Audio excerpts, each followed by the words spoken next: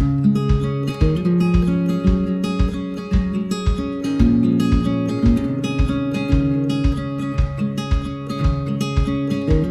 noite a todos, a graça, a paz de Jesus. Prazer estar aqui com os irmãos. Já me sinto razoavelmente em casa, pela acolhida carinhosa, afetiva. Muito obrigado. Rever pessoas queridas, encontrar outros tantos amigos antigos que a gente não conhece, né? A gente tem amigos, velhos amigos que conhece com pouco tempo. Acho que hoje eu conheci alguns velhos amigos que eu não sabia que eu tinha. Que bom, muito obrigado. Também esse momento de louvor inspirativo, sensacional. Falar sobre caos também é legal, muito bom nessa semana. Enfim, muito desafiador e inspirador estar aqui com meu irmão, meu amigo, meu parceiro, meu pastor Levi. Estamos juntos. Uma experiência muito rica estar em Curitiba de novo. Muito obrigado por me trazerem a essa Semana Jovem. Cris, Emerson, Priscila, muito obrigado de coração. Sei também que devo agradecer a um grande número de pessoas que se mobilizaram, estão mobilizadas para essa semana acontecer. E eu oro a Deus que esse nosso tempo, apesar de breve, seja suficiente para causar impactos e produzir frutos de grande abrangência, de grande significado para todos vocês. Obrigado. Bom, eu trago no coração lhes falar sobre do caos à justiça e a contracultura, a partir de uma referência bíblica no Evangelho de Marcos, o capítulo 5. E, embora o tema esteja posto do caos à justiça, e o meu tema particular seja a importância da contracultura, eu daria como título a essa nossa conversa de hoje à noite a sociedade gadarena. E o texto de Marcos capítulo 5 e essa experiência de Jesus ali em Gadara com o chamado demonizado gadareno, ele é muito significativo porque ele, acredito, fala de caos, fala de justiça, fala de ordem, fala de cultura e de contracultura.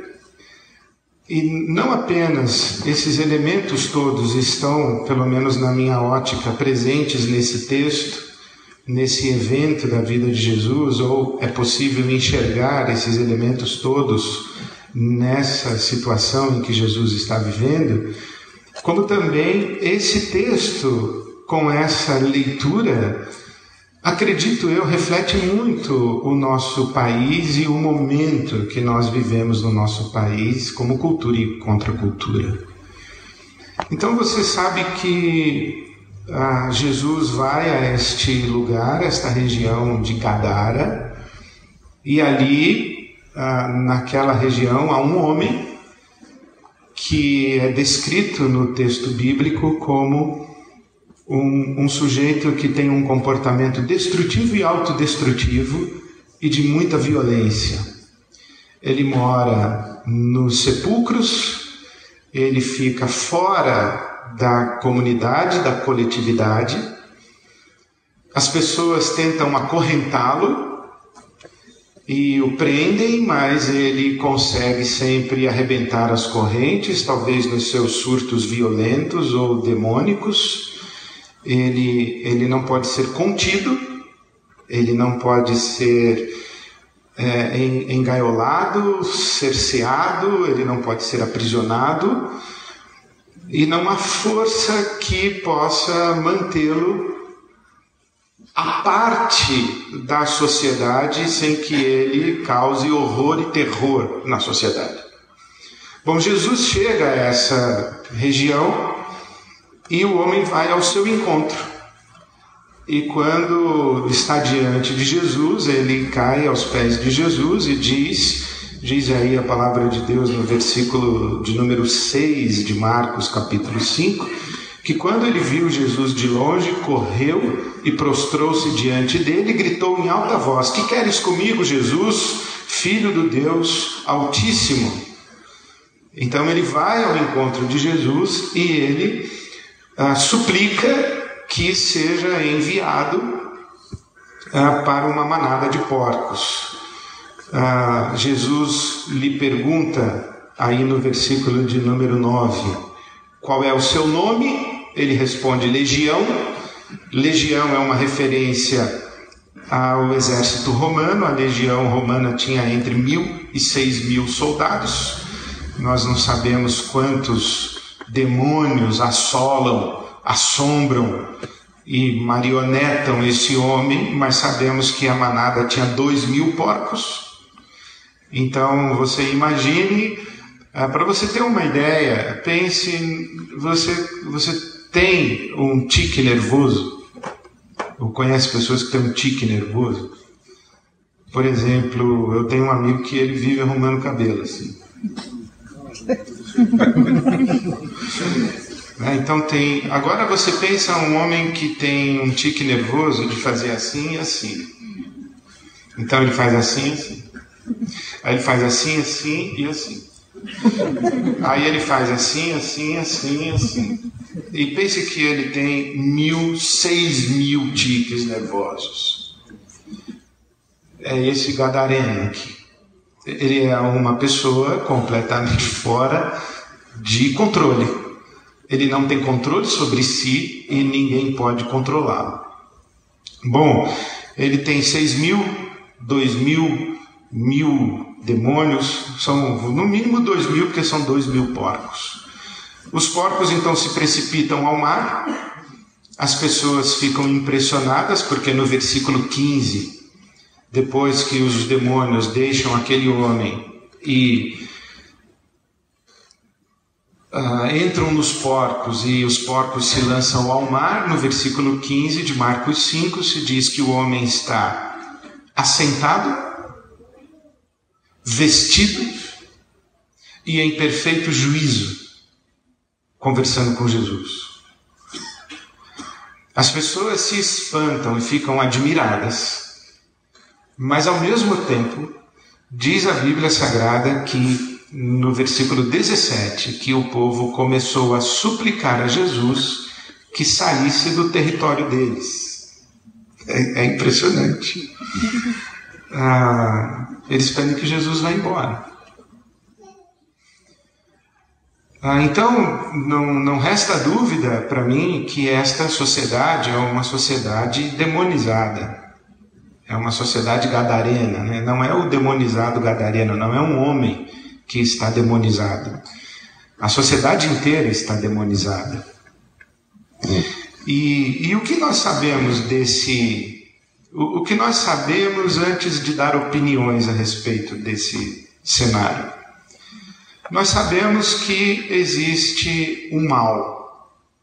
Existe um mal. Existe um mal que causa terror e horror a uma sociedade, e essa sociedade tenta manter o mal distante, mas o mal insiste em causar horror e terror dentro dela. É isso que nós sabemos. Nós sabemos também que, por todos os esforços que a sociedade empreendeu para manter esse mal distante, ou controlar o mal, ou extirpar o mal, essa sociedade não teve êxito em fazer isso. Nós sabemos também que chegou alguém que conseguiu fazer isso.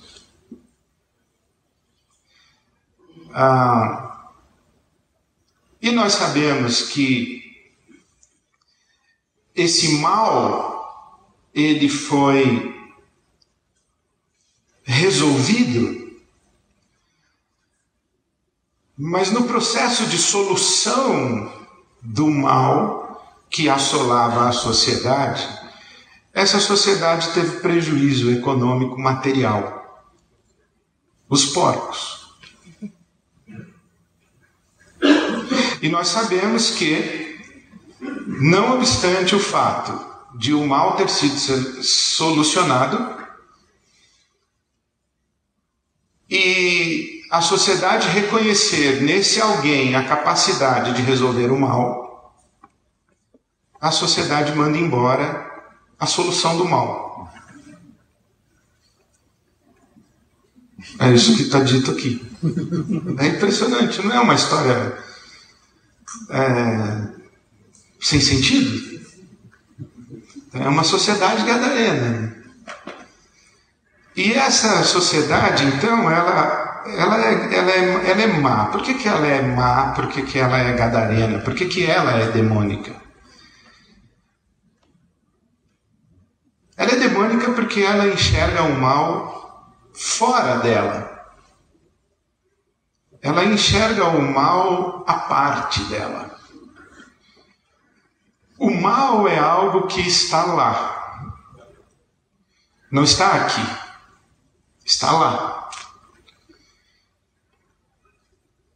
O mal é algo que perturba a minha ordem, que perturba a organização que eu tenho da minha sociedade. Tudo aquilo que vem para perturbar a minha ordem, eu percebo como mal. O que é o mal? O mal é o que perturba a minha ordem. Por isso que uma pessoa, no seu surto infantil, quando está no computador e a mãe diz, vá arrumar o seu quarto, essa pessoa em surto infantil diz para a mãe, eu te odeio. Então, porque a mãe perturbou a ordem. E o que perturba a minha ordem, eu percebo como mal. Ainda que esse perturbador da minha ordem seja minha mãe, que acabou de me servir o almoço, que me deu banho, que me amamentou. Mas perturbou a minha ordem. Então o mal é aquilo que vem para perturbar a minha ordem. Esta sociedade está organizada com a sua ordem, tentando manter o mal do lado de fora. Mas acontece que esse mal é um ser humano. E esse ser humano é recuperado, é resgatado, é redimido. A palavra certa aí, nós podemos usar libertação, salvação, redenção, restauração, mas nós também podemos usar a palavra inclusão, inserção, integração, porque um homem que está do lado de fora, andando, gritando pelas colinas e pelos sepulcros, agora ele está aqui, ele está à mesa, ele está sentado, ele está vestido. Não gostaria de usar essa palavra, mas vou usar. Ele está socializado. Ele não está marginalizado. Ele está socializado. Ele está vestido. Ele está integrado. E por que eu mando embora a pessoa que promoveu essa salvação, libertação, restauração, integração, inclusão? Por que eu mando embora essa pessoa? Porque essa pessoa estragou a minha ordem. Essa pessoa desestabilizou a minha ordem.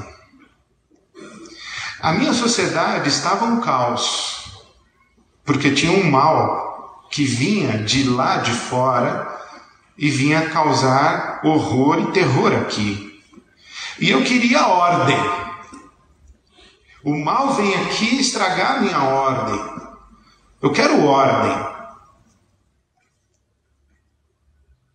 Bom, mas se o homem não é mais um demonizado, agora ele está sentado em perfeito juízo, a ordem não foi restabelecida? Não, não foi. Os meus porcos não existem mais. A minha estrutura econômica foi mexida. A minha ordem de valores foi mexida, foi confrontada. Não existe ordem aqui. Não existe mais a minha ordem. Existe uma nova ordem, mas não é a minha ordem. Porque na minha ordem, não importa que os seres humanos estejam se destruindo, se autodestruindo, desde que eles façam isso nas colinas e nos sepulcros. Na minha ordem, não importa que os seres humanos estejam sendo destruídos, desde que não na minha cidade, desde que não no meu quintal, desde que não na minha família, desde que não na minha igreja. Se eles estiverem lá fora, eles podem ser destruídos, eles podem fazer lá fora com eles o que eles quiserem, desde que não venham aqui estragar a minha ordem. Bom,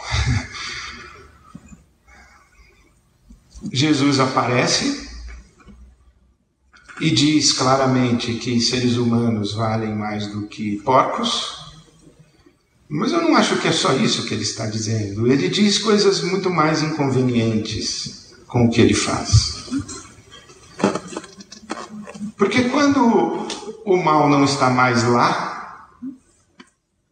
quando o mal não está mais lá e quando não existe mais o mal, não existe mais alguém para eu apontar o dedo dizendo a culpa é dele, eu começo a ter que confrontar o mal em mim. Eu começo a ter que perceber de onde vem o meu mal-estar. Quando eu não tenho mais a quem condenar e acusar, eu tenho que começar a me olhar no espelho. Ou então eu começo a procurar um outro a quem acusar. Eles encontraram Jesus.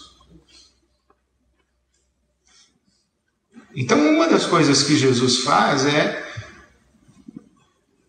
deslocar o mal. Vocês pensavam que o mal estava lá. Bom, eu resolvi aquele mal.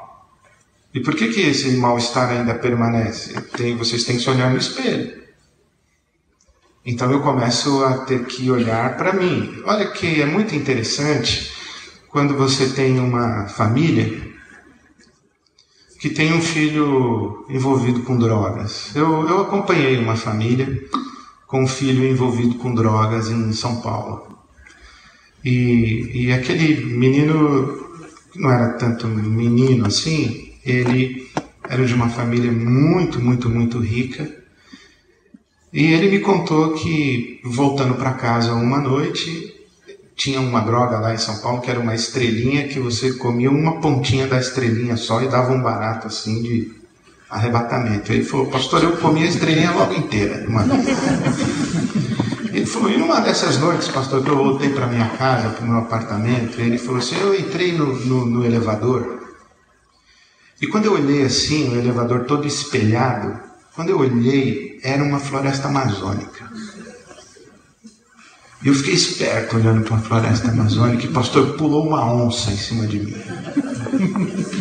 Então você imagina quando abriu a porta do elevador lá em cima, não existia mais elevador, era um banho de sangue e espelho quebrado, e esse menino foi internado. E era um programa longo, e a família foi lá depois de alguns meses, viu que o rapaz estava bem, muito bem, e falou, tá bom, vou levar para casa. Os médicos orientadores do programa disseram, não faça isso, ele não está pronto. Está sim. Não faça isso, ele não está pronto. Está sim. Levaram embora. Não estava pronto. Voltou para as drogas. E eu fiquei inconformado com aquilo, de por que aqueles pais tiraram o filho antes da hora, contrariando todas as orientações dos especialistas, dos clínicos, dos terapeutas e tudo mais. E fui conversar com um dos diretores da clínica, ele falou assim, isso é a coisa mais comum que existe. Eu falei, por quê? Ele falou, isso é a coisa mais comum, Ed. Eu falei, por quê? Ele falou assim, sabe, porque quando você tem um filho drogado, tudo que acontece de ruim na sua casa, a culpa é dele. Uma família que ficou 4 meses e o filho drogado está na clínica, a culpa não é mais dele. Essa família não consegue, ela não suporta viver sem um filho drogado para culpar por tudo de ruim que acontece com ela e tudo de errado que tem dentro da casa.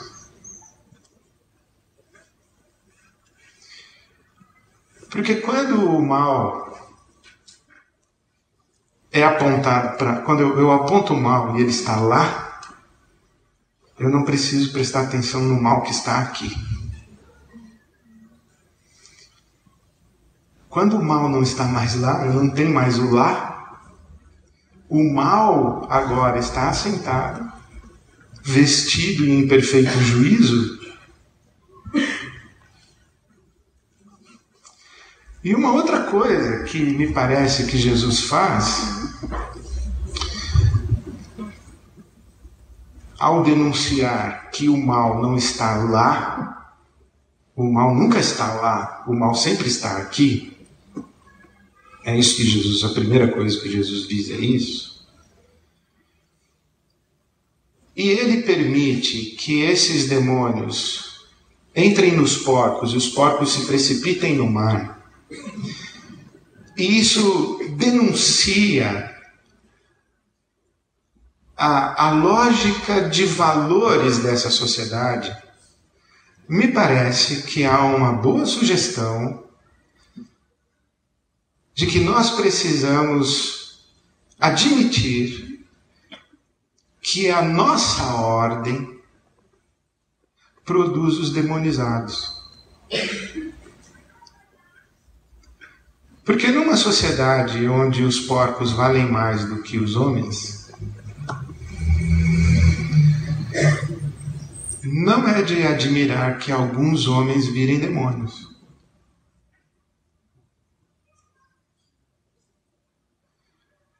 Numa sociedade onde, numa casa onde a limpeza da sala vale mais do que a alegria da criança, não é de admirar que a gente tenha uma criança irritada. Num ambiente ascético, onde a parede limpa é mais importante do que a educação de crianças, não é de admirar que as crianças se sintam desvalorizadas. Não é? Isso gera... Isso gera respostas emocionais, respostas sociais, respostas relacionais, respostas afetivas, respostas espirituais, quando a gente vive num ambiente do desvalor.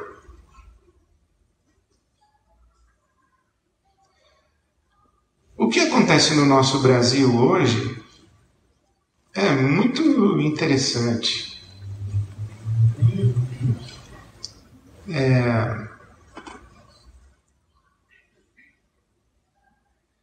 A culpa não é minha, eu votei no Aécio.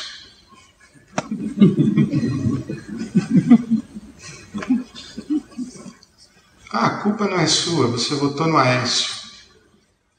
Então o mal está lá.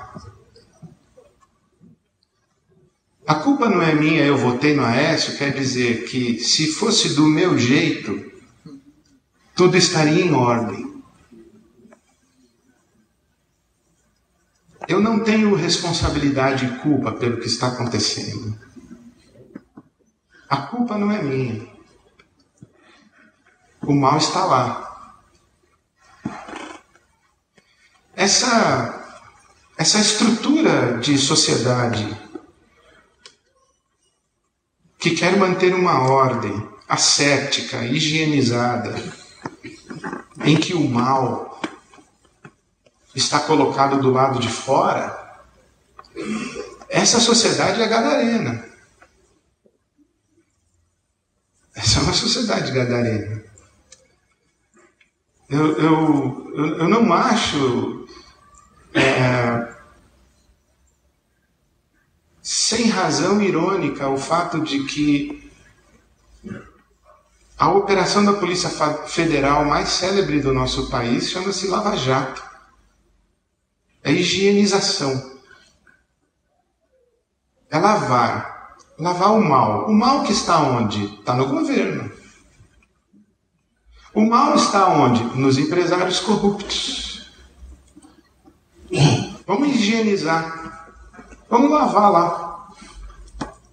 Vamos lavar o governo, vamos lavar os empresários corruptos. O mal está lá, neles, os corruptos.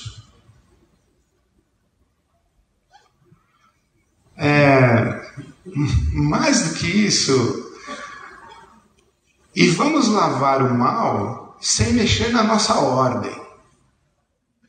Vamos resolver o mal que está lá sem que a gente precise rever os nossos valores, sem que a gente precise rever os nossos conceitos, sem que a gente precise rever as nossas dinâmicas de construção de sociedade, sem que a gente precise rever as nossas instituições. Vamos simplesmente encarcerar ou matar. Aí a gente tem um candidato à presidência que é um sujeito com discurso bélico. Porque o mal está lá. Então vamos metralhar o mal. E arrume uma arma para sua casa. Você que é cidadão de bem. Porque quando o mal chegar, você que é cidadão de bem, manda tiro no mal. Quando ele vier lá do sepulcro, quando ele vier lá da colina, manda tiro nele. Isso, manda tiro nele. Aí você mata o mal que está lá.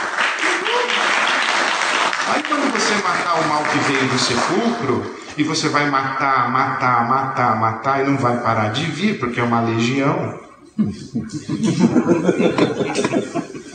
Não vai parar de vir. É uma legião. A resposta precisa ser outra. A resposta não é aniquilar o mal. A resposta não é encarcerar o mal. A resposta não é aprisionar o mal. A resposta não é destruir o mal, porque o mal é um ser humano. O mal vem na forma de um ser humano, e a nossa resposta a um ser humano diante de nós há sempre que ser uma resposta de compaixão, uma resposta de oferta de comunhão, de abertura para conciliação, para integração. Nós não queremos matar pessoas, nós queremos que as pessoas elas sejam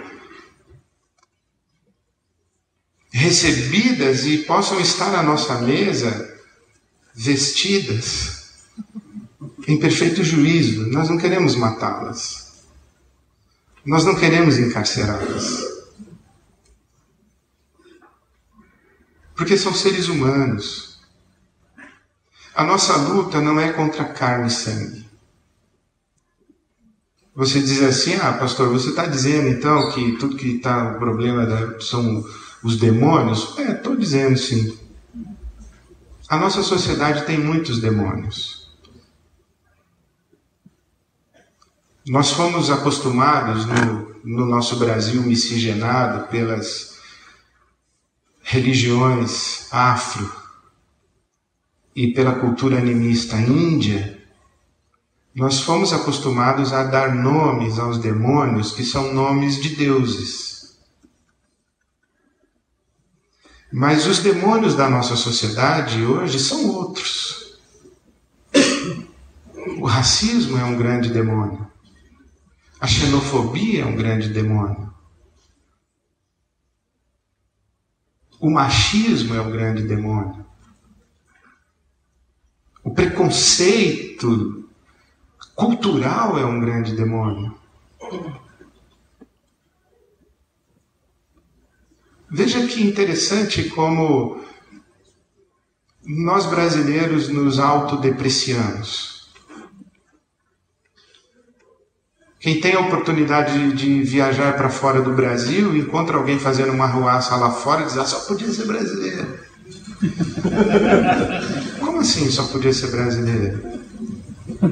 Por que a gente tem esse prazer de falar mal da nossa cultura, falar mal do nosso povo, falar mal da gente mesmo e achar que europeu é que é melhor, que americano é que é melhor e que baiano não presta? Amém, meu irmão.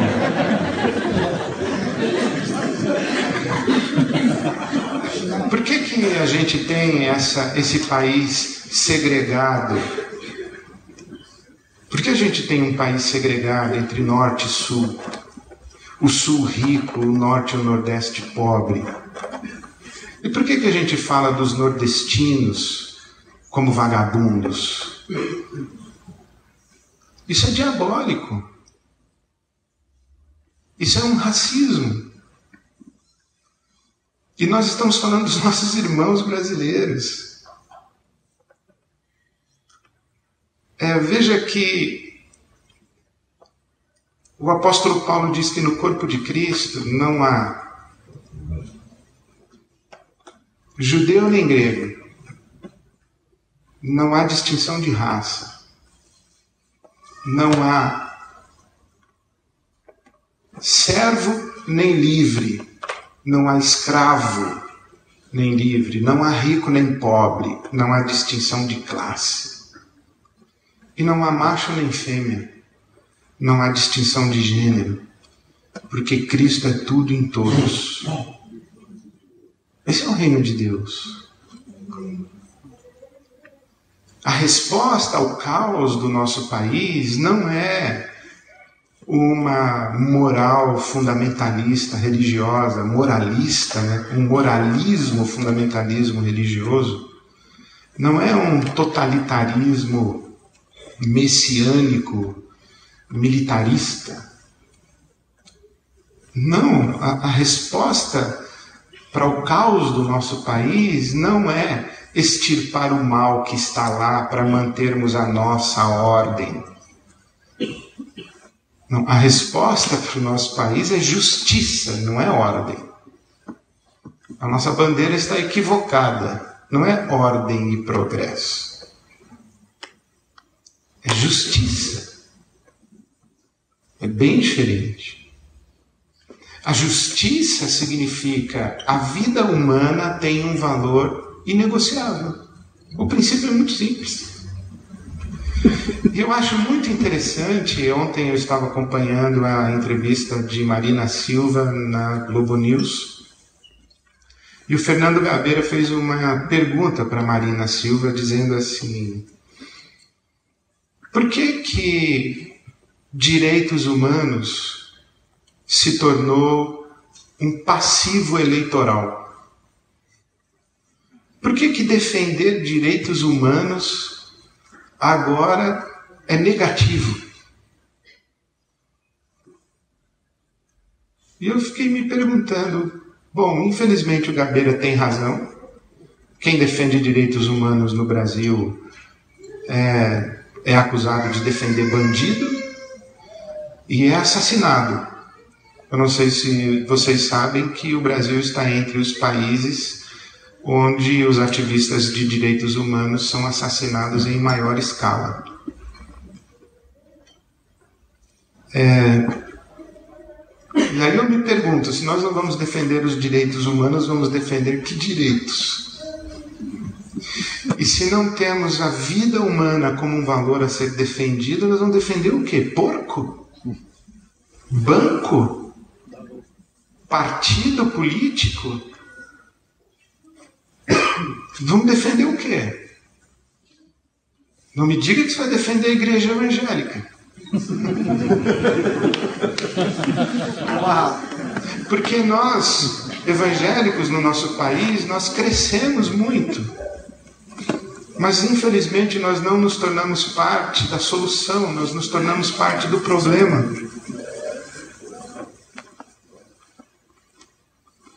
Nós evangélicos crescemos, mas não nos tornamos parte da solução, nós tornamos parte do problema.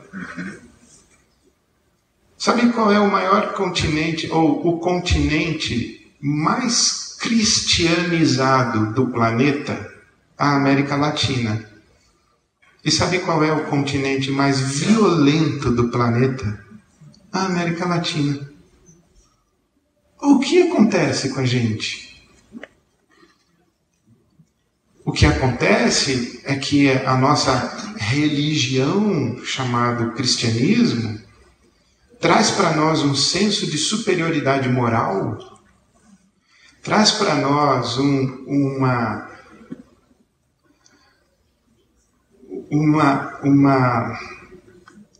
experiência de apropriação da verdade como absoluta e nos torna intolerantes e fechados ao diálogo. Nos torna preconceituosos, nos torna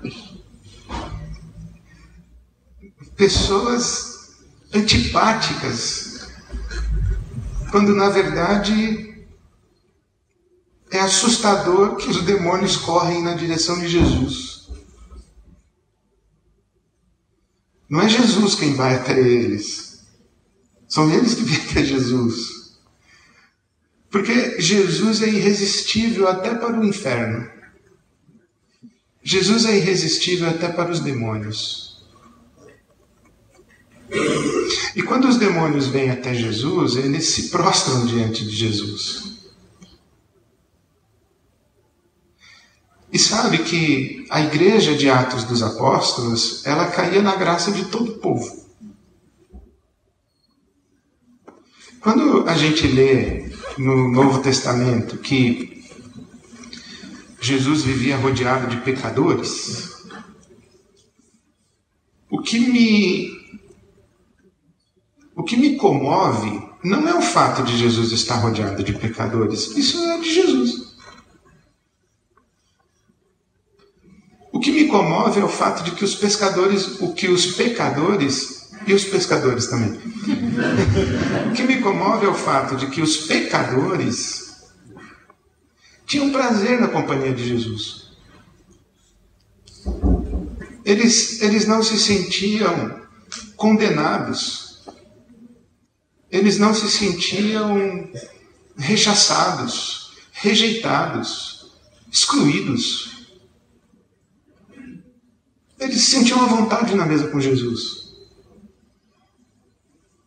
Mas por que o nosso ambiente religioso, ele é um ambiente onde as pessoas não se sentem bem, porque são pecadoras? Não será pelo fato de que alguma coisa nos nossos discursos e nos nossos olhares sugere para elas que nós olhamos para elas dizendo: você é o mal, nós somos o bem, não venha aqui estragar a nossa ordem, não venha aqui sujar as nossas paredes, não venha aqui sujar os nossos tapetes, não venha aqui estragar o nosso ambiente ascético. Aqui nós temos tudo em ordem, nós sabemos a nossa doutrina, o culto tem hora para começar e as paredes estão limpinhas e organizadas. Não venha aqui tocar horror. Fique lá fora na feirinha do artesanato. Não vem estragar o nosso horário. Não vem querer usar a nossa cozinha. Não vem pedir para usar o nosso banheiro.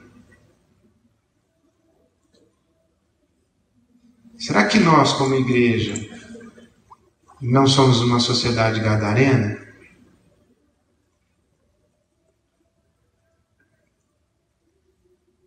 Que achamos que o oposto de caos é ordem, quando na verdade o oposto de caos é justiça.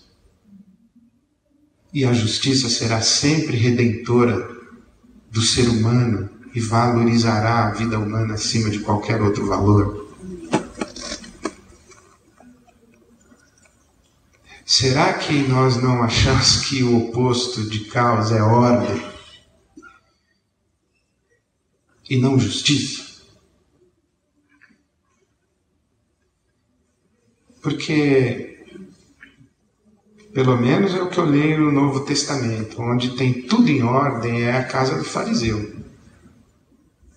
O fariseu tem tudo em ordem. A casa dele é limpa, organizada, os filhos dele todos tomam banho direitinho, cortam o cabelo direitinho. Não tem meleca saindo pelo nariz. Isso é casa de fariseu. Mas não é de se estranhar que Jesus estava sempre rodeado com os gadarenos e que os gadarenos eram libertos e depois saíam para testemunhar o que Jesus havia feito por eles, que é o que acontece aqui com esse homem. Então a minha sugestão para os irmãos nessa noite e para a abertura da Semana Jovem é essa, que o oposto de caos não é ordem, o oposto de caos é justiça. E enquanto nós como igreja quisermos manter a nossa ordem, achando que o mal está lá fora, nós contribuiremos para o caos e continuaremos à margem do movimento de justiça que o Evangelho do Reino de Deus está promovendo no nosso país.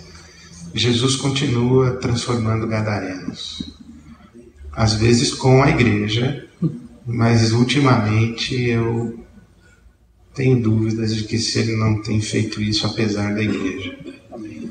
Que o Senhor encontre aqui homens e mulheres que entendem que o oposto de caos é justiça. E aqueles que entendem que o oposto de caos é justiça estão dispostos a abrir mão da sua pretensa ordem, a ver a sua ordem desestabilizada e os seus porcos sacrificados. Que Deus nos abençoe e tenha misericórdia de nós. Amém. Obrigado.